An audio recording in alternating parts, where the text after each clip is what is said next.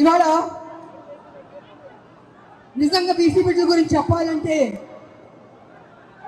చాలా తక్కువే, ఎంత చెప్పినా తక్కువే. మన భారతదేశం అభివృద్ధి చెందిందంటే దాంట్లో బీసీ బిడ్డల పెద్ద పాత్ర పోషించారు. వాళ్ళ సాక్రిఫైస్, వాళ్ళ శ్రమ, వాళ్ళ కమిట్మెంట్, వాళ్ళ త్యాగాలు ఈ భారతదేశానికి ఇచ్చింది. చేతి వృత్తుల కోసం ఎంతో కష్టపడ్డారు, చేతి వృత్తులు చేసుకుని ఎంతో సంతోషంగా బతికేవారు బీసీ బిడ్డలు.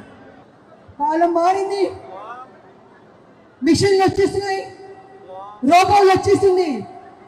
రోబోలేమో వంటలు చేస్తుంది, ఆపరేషన్ కూడా చేస్తుంది. అలాగే మిషన్లు వచ్చిన బట్టి ఇవాళ చేతి వృత్తులు కనుమరుగైపోతున్నాయి. మరి చేతి వృత్తులు కనుమరుగైపోతే వాళ్ళు ఏ రకంగా బతుకుతారు, ఏ రకంగా ముందుకెళ్తారో, సమాజం ఏ రకంగా పైకి వస్తారు